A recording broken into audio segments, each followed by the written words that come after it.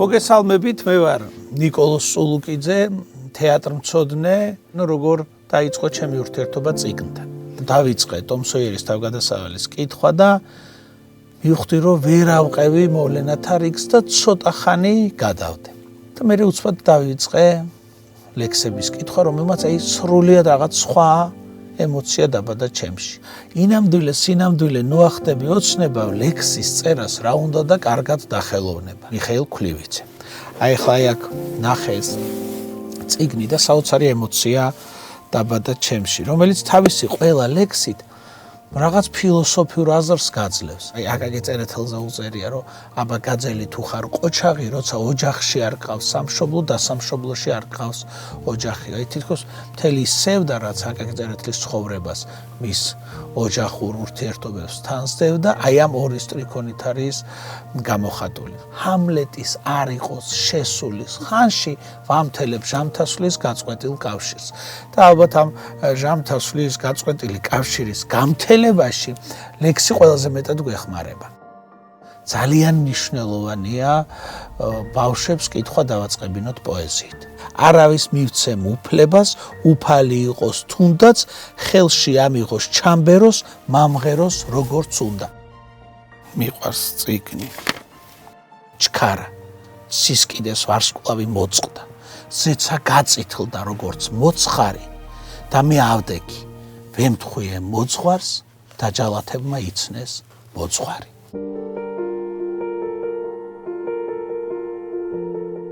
ასევე ჩემი საყვარელი ქართველი მწერალი, ეს არის რეზო ინანიშვილი. როგორც ექიმი გამოწერს, რომ ახლა ამ დაავადების დროს ეს წამალი უნდა დალიო, თუ გინდათ თქვენ შვილში ბევრი სიკეთე იყოს, გადაუშალეთ და რეზო ინანიშვილი წაუკითხეთ. მაგალითად ჩემთვის ვახტანგ ჯავახაძის რაღაც ორი ლექსი მიყვარს განსაკუთრებით მისი, ეს არის დედაზე. გატირება მიყვარდა და ატირება არ მიყვარდა. ისე გავეტირებოდი უსათუოდ წამიყვანდა, დილა იყო სამაისო და დღე იყო ჩინებული, შევდიოდით მონასტერში ხელი ხელ ჩაკიდებული. ბოლოს როცა დაგვიღამდა და დაგვიდგა მწუხრის ხანა, ერთხელ კიდე გავეტირე, მაგრამ აღარ წამიყვანაო, როცა გარდაეცვალა დედა. მე განსაკუთრებით მიყვარს მის მეუღლეს, რომ მიუძღვნა გირეკავენ და სახლში არა ხარ და არა მარტო სახლში არა ხარ.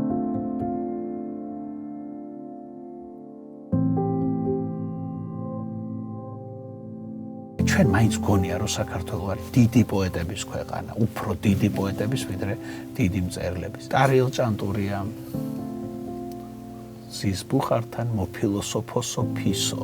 მურმან ლებანიძე, რომელიც განსაკუთრებულად მიყვარს, სამშობლოს სიყვარულიც განსაკუთრებულად შეუძლია დაგანახოს. ქალისადმი დამოკიდებულება, მაგალითად, მე იმ ასაკში აღარ ვარ ახლა, რომ ცოლ-შვილს გავეყარო, მაგრამ გენიალური შეფასება აქვს.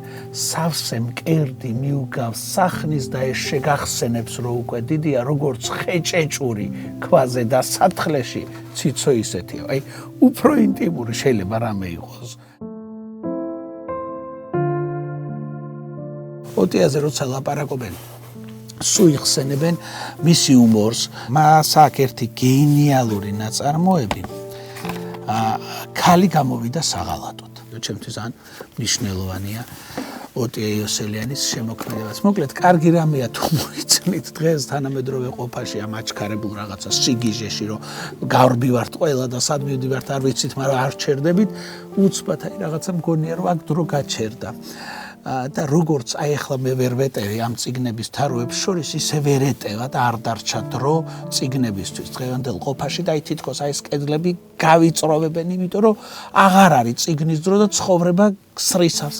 ასე რომ შეაყვარეთ თქვენ შვილებს წიგნები.